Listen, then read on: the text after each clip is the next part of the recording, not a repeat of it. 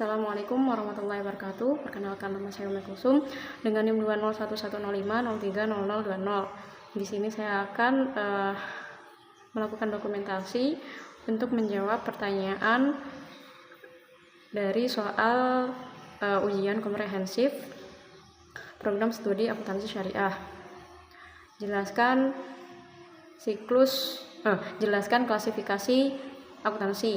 Akuntansi diklasifikasikan menjadi beberapa klasifikasi, yaitu akuntansi keuangan, akuntansi pemeriksaan atau auditing, akuntansi pemerintahan, akuntansi manajemen, akuntansi biaya,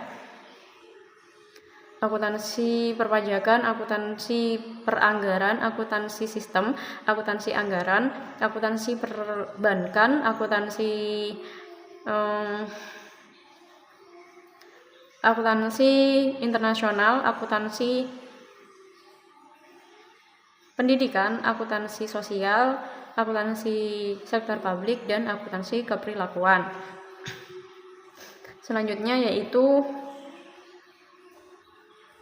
10 istilah dalam akuntansi syariah. Pertama, wadiah. Wadiah merupakan akad penitipan barang kepada pihak yang dipercayai. Misalnya nasabah menitipkan uangnya pada pihak bank. Kedua yaitu mudharabah, yaitu akad kerjasama antara shahibul mal dan mudharib, di mana modal berasal 100% dari shahibul mal, dan apabila ada keuntungan maka keuntungan dibagi sesuai dengan kesepakatan, dan apabila ada kerugian maka kerugian sepenuhnya ditanggung oleh shahibul mal. Selanjutnya yaitu musyarakah, yaitu akad kerjasama antara dua belah pihak, antara dua orang, di mana keduanya berkontribusi dalam hal modal. Apabila ada keuntungan maupun kerugian, besarnya keuntungan maupun kerugian yang didapat masing-masing sesuai dengan besarnya modal yang dikontribusikan. Kemudian ada murabahah, yaitu akad jual beli, di mana penjual menyebutkan harga beli barang, harga awal pembelian barang dengan modal yang diberikan. Kemudian pembeli membayar barang dengan total harga beli ditambah dengan bunga yang telah ditetapkan. Selanjutnya akad salam. Akad salam yaitu akad jual beli, di mana barang yang diperjualbelikan tidak berada di lokasi jual beli.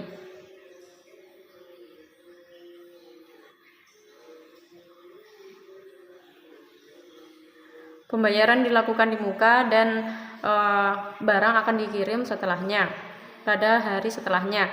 Kemudian ada akad istisna, yaitu akad jual beli secara pesanan, di mana pembeli menyebutkan kriteria barang yang akan dipesan, dan penjual baru akan memproduksi barang sesuai dengan kriteria yang telah disebutkan.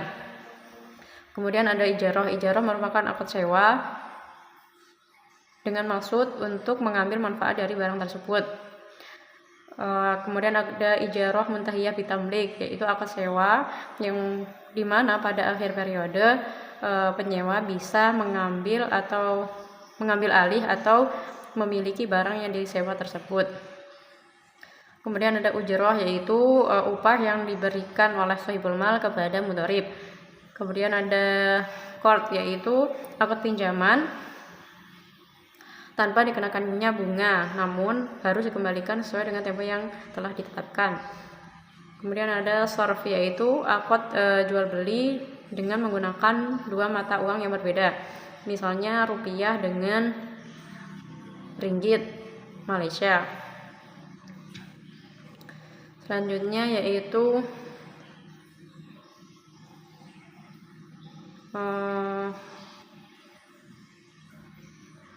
konsep dasar akuntansi syariah. Yang pertama yaitu berlandaskan pada Al-Quran dan Hadis. Yang kedua itu menekankan pada accountability, kejujuran, kebenaran, dan keadilan. Yang ketiga yaitu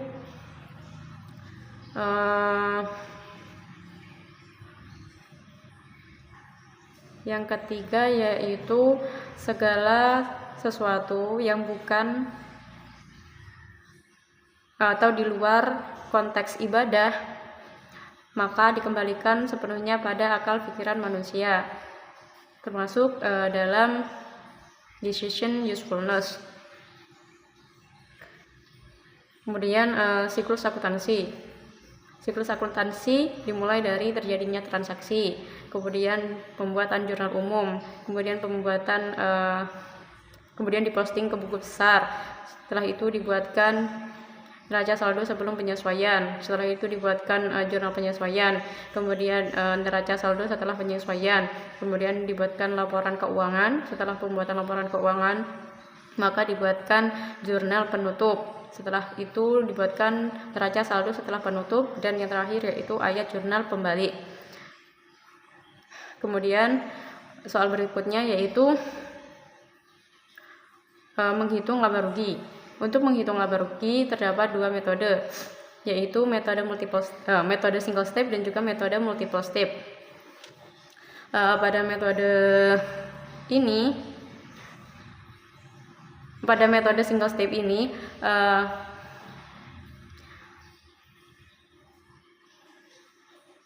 pendapatan dan keuntungan ditempatkan pada bagian awal laporan dan akan dikurangi dengan biaya atau beban yang dikeluarkan perusahaan.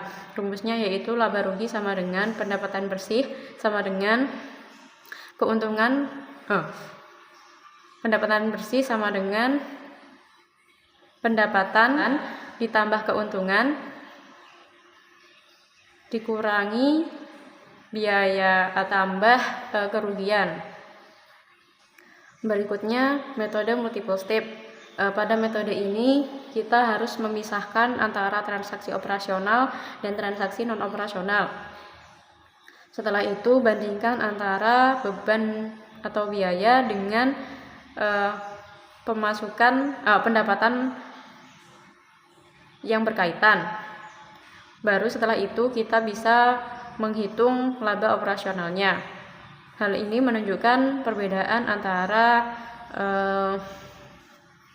biaya aktivitas biasa dan aktivitas insidental atau extraordinary.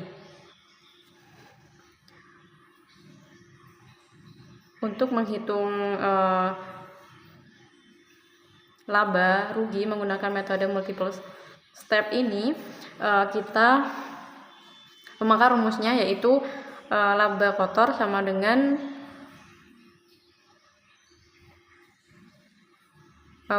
penjualan bersih dikurangi harga pokok penjualan. Untuk menghitung pendapatan operasional, rumusnya yaitu laba kotor dikurangi beban operasional. Untuk menghitung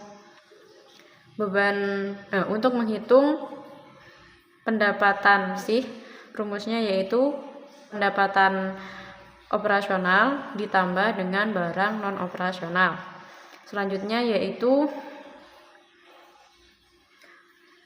laporan perubahan modal atau ekuitas, merupakan pencatatan keuangan yang di dalamnya berisi transaksi perubahan modal pada satu periode. Untuk menghitungnya maka dikenakan rumus saldo akhir modal sama dengan saldo awal modal ditambah net profit dikurangi dividen plus kurang perubahan lainnya. Kemudian menghitung laporan neraca. Untuk menghitung laporan neraca, maka kita harus mengetahui persamaan dasar akuntansi, yaitu untuk menghitung aktiva atau harta, maka rumusnya yaitu aktiva sama dengan modal plus kewajiban. Untuk menghitung modal, maka rumusnya yaitu aktiva dikurangi kewajiban. Untuk menghitung kewajiban, maka rumusnya yaitu aktiva dikurangi modal. Selanjutnya konsep dasar auditing. Terdapat 5 konsep dasar auditing, yaitu yang pertama terdapat bukti.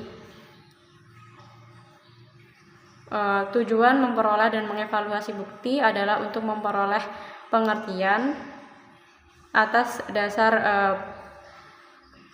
dasar menentukan kesimpulan sebagai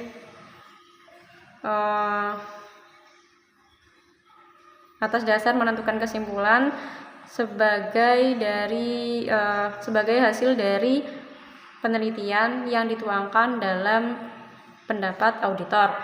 Adapun cara yang bisa dilakukan untuk memperoleh bukti ada 5, yaitu maaf barusan alarmnya berbunyi. Kita lanjutkan nggih. Ada 5 metode yang bisa digunakan untuk mengetahui bukti. Yang pertama yaitu autoritarianisme, yaitu bukti yang diperoleh melalui informasi dari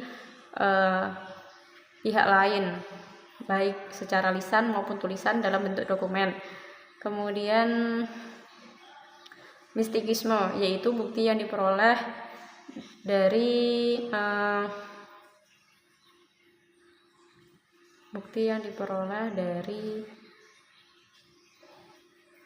pemeriksaan, misalnya pemeriksaan pada buku besar. Kemudian ada rasionalisasi, yaitu bukti yang diperoleh dari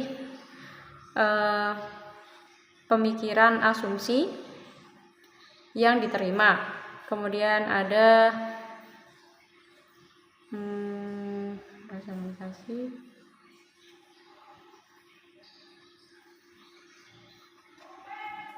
Kemudian ada empirilasme, yaitu bukti yang didapat atau dihasilkan dari kejadian yang sering terjadi. Yang terakhir yaitu bukti yang didapatkan dari hasil praktik atau pragmatisme. Contohnya kejadian yang terjadi pada tanggal setelah terjadinya praktik lapangan. Konsep dasar yang kedua yaitu kehati-hatian dalam penyelidikan. Kehati-hatian dalam penyelidikan atau pemeriksaan. Kemudian yang ketiga yaitu kewajaran dalam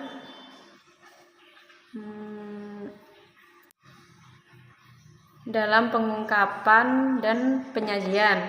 Kemudian yang keempat yaitu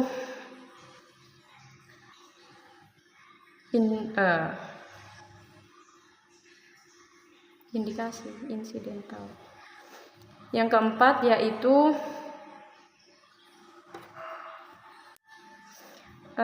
independensi. Independensi merupakan sikap yang harus dimiliki oleh auditor ketika sedang mengaudit. Independensi merupakan sikap tidak memihak. Sikap independensi terbagi menjadi independen dalam fakta atau in fact dan independen dalam penampilan atau in appearance. Yang kelima yaitu etika dalam berperilaku. Selanjutnya jelaskan pengertian PPh, PPN dan PPNBM.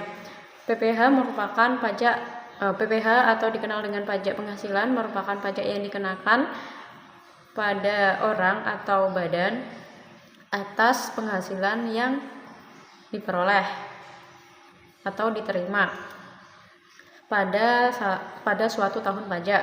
Untuk menghitung PPh, rumusnya yaitu PPh gaji sama dengan penghasilan bruto dikurangi PTKP dikali tarif pajak.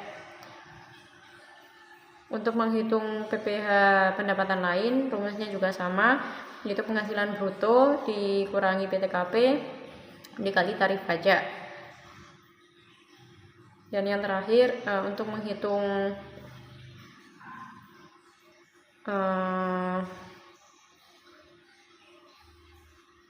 penghasilan bersih, rumusnya yaitu pendapatan atau penghasilan bruto dikali persentase normal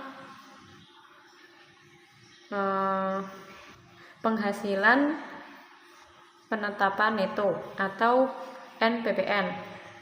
Kemudian pengertian PPN atau pajak pertambahan nilai merupakan pajak atas pembelian, atas konsumsi barang atau jasa dalam suatu lingkup daerah pabean yang dikenakan bertingkat atas setiap produksi dan distribusi. Rumusnya yaitu PPN sama dengan tarif pajak dikali DPP sebesar 11%. Kemudian yang terakhir yaitu PPNBM, merupakan pajak yang dikenakan pada saat pembelian mobil baru atau barang mewah lainnya.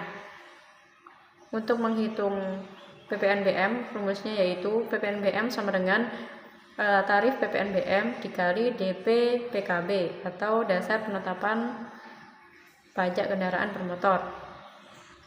Biasanya sebesar 10-20%.